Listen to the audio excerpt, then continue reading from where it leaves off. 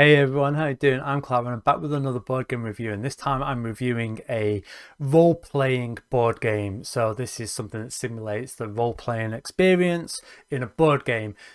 I've played lots of games that do this to varying degrees of success, but Destinies, which you can see the box behind me, does this absolutely fantastically. It really does. It is right up there in my role-playing experiences in a board game. Is it my favorite? Well, that's something that we'll discuss. So there are stories, campaigns, missions that you're playing. There's 5 included in the base game, and I am reviewing the base game here. I'm not going to talk about the particulars of those missions so that I'm not spoiling anything. One thing that I will say is that unlike many role-playing board games, this is a competitive rather than cooperative. You also need an app, but the app is free. It's on iPlayer and Android and Steam, and it works absolutely like a dream. So let's get into the review. So what I'm going to do is send you off with a teaser and say that this has got one of the absolute best systems that I know for determining outcomes of something, of events and combat and stuff like that. So, but I'll leave that for the end. So what is this game? Well, it's an exploration game. You're starting out on a tile in the center of the board, and then you can go and explore different tiles. So it opens up, if you've seen or played Seventh Continent, it opens up the board in that way that it's all these little square tiles that come out. So with Seventh Continent, it got so big, so unruly, you had to put half of it away. It was too much. It was too much. Seventh Continent was great in so many ways, but the board was too much. With this game, the board, once it's all out, it fits on a reasonable sized table. Feels like getting from one side to the other is quite a long way, but it doesn't feel unachievable. And maybe if you've got a few boons, maybe you could get across it even quicker. So the exploration aspect of this game is really, really good. And you and the people you're playing against, so it's up to 3 players, you can go off in different directions. But this is a role-playing game, so that generally implies some sort of story, and this has, like, say, 5 scenarios, and the scenarios are really good. They're really, really, really well written. I can't speak highly enough. Everyone knows some information, but not everything. We all have our little secret things. Often we reveal information as we explore, and some stuff goes to everyone and some stuff stays secret. And you just build this really big story. But what I love is that even at the end, all the stories interweave. So it doesn't matter who won, like, all the stories come back and interweave in different ways. And, different players are trying to do different things, which I think is really cool. Don't get me wrong. It might be that some of those objectives overlap, and it might be that you interfere, maybe you pick up something and somebody else is like, I needed that. That happened to me a lot. So that's where you've got this sort of competitive thing, but the stories are all sort of unique little stories. You're all trying to do different things for different reasons, and you're actually viewing the story through your own lens. And so you have a very different opinion of what's going on the board. And part of the glorious aspect of this game was discussing with my housemate afterwards and being like, I was trying to do this because this person was evil. No, they were good because of this. And that, when you're generating stories and you're chatting about it for an hour afterwards, that is fantastic storytelling. And it's all accompanied by this app. So if you're making decisions or if you're rolling to see if you pass something, that's all taken care of by the app, and it'll tell you. And it's a bit like Mansions of Madness, where, if you're exploring a board, it'll be like, oh, pull this card out. If this person is here, this person you can buy from here, you can pick this up, you can explore that. The app works really, really well. It would be nice if it actually knew where your character was, because you are actually telling it where you're going each time. But yeah, it unfolds the story, and like I said, the writing is really good. It's very atmospheric. The music is fantastic with the app, and what I love is it's an evolving board. It's a real sort of thing that's happening. Like, if you've got a building and it's burning down, on the next round it's gone, it's out of there. If you see a person, then they walk into town, into the market square, on the next turn they'll have moved on to the church or the monastery or whatever it is. They're moving around. So it's a real living board, which I really like, and it's not often you capture that in these role-playing board games. So the storytelling is just I'd almost say second to none. I think it's absolutely brilliant. And the app does a fantastic job of integrating that all and bringing it to life. I want to talk about the components. So the components are really, really top-notch quality components. The boards are really good.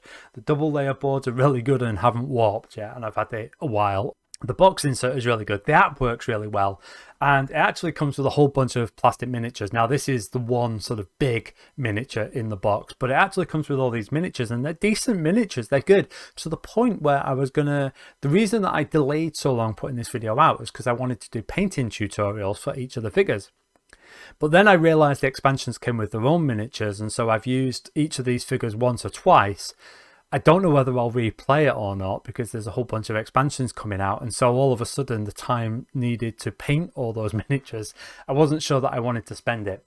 I just did a Zenithal highlight on the sort of this big miniature that you get in the thing, and I am actually going to finish painting this, and I will try and remember to release a tutorial on how I painted it because I will be using this for D&D. That it's that quality. So these are quality components and a great app, but the price, it's so much cheaper than Sleeping God, Seventh Continent, Mansions of Madness. It's so much cheaper than them. I could afford it because it was such a good price, and yet the quality component is absolutely top notch. So absolutely brilliant. I'm really, really impressed with this set. I really am.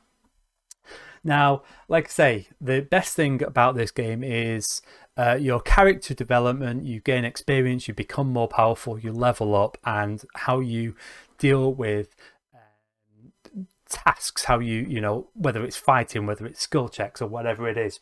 And it's all based on this board. So each player has a board and you have a collection of dice, and I'll put a picture, but it might be that you have 3 tokens in the top blue track. You might have 3 tokens in there, and they'll be at different levels, which are dictated when you start. And I will say at this point that you're playing different characters in each story, so you level up within the game, and it's very rare that you get that with board games, that you actually feel like you've got progression and leveling up within a game. That's never done. But yeah, so you get these 3 tokens and you'll put them in the places that it'll tell you, and then you'll roll the dice, and you choose, you've got a collection of dice and you decide how many you want to roll. Sometimes you want to risk it and just roll 1, maybe you'll roll more. And say you had a token in spot 5 and 3 and in 10, and you roll a 7, well, 2 of those tokens are in spots that are lower than what you rolled with the dice, so that's 2 successes. And the way you progress throughout the game is that you can move your tokens up and down. You get experience and you move them up, and sometimes you do negative stuff and lose them. And even if you fail a task, chances are you're going to gain experience for that. So you're going to become more powerful and more able to do things in the future. So you always feel like you're progressing. It's such a great system. I think this is so good that I think this could be incorporated into role-playing games. So I'm a big role-playing person. I play Dungeons and Dragons 5e, and I love 5e. But if I was trying to introduce people to role-playing games, I wouldn't want to introduce them through 5e because there's so many rules. I think something like this could be integrated and used in a role-playing game for a really fantastic experience. I look at games like Honey Heist and other games like that, and they've got decent sort of slimline, easier systems. This one's brilliant. This is absolute gold. It really is, and they should use this for more stuff. And so you might be saying, well, you know, if you want to introduce people to role-playing games and you like this system, why not use this box? And that comes down to the fact that it's competitive. And I think that if I was trying to introduce people to role-playing games, I want that cooperative nature because, you know, it's all about teamwork and stuff like that. And I like that aspect. I like teamwork within a role-playing game or a role-playing board game. And so that's where this is really the issue for me. I think that this is an absolutely fantastic system. I think it's been executed brilliantly, but personally would... At the moment, this is right up there. This is right the way up there. I think this is a fantastic system. But I think for me, if this was a cooperative game, this could end up as one of my favorite games, my favorite role-playing game. Also, you have to remember information. You have to retain information. And I am dreadful at paying attention and remembering stuff. For some reason, I'm better at it when I'm playing in a cooperative game. This isn't my favorite role-playing board game. It's right up there, and it's getting, you know, it's up top 20 board games of all time. I think it's that good, but it could elevate if it was competitive. I'm not saying that the designers have to make it competitive, because why should they? You know, it's their board game. But that's just, I know that that is what would change it for me. You're getting so much game for your money. You really are. I think it is replayable, and I'm so excited to play the expansion. So yeah, Destinies from Lucky Duck. Absolutely bang on, amazing. Hopefully you like this review. Maybe like, subscribe, and until next time, I'm Clara Barker. Take care and bye.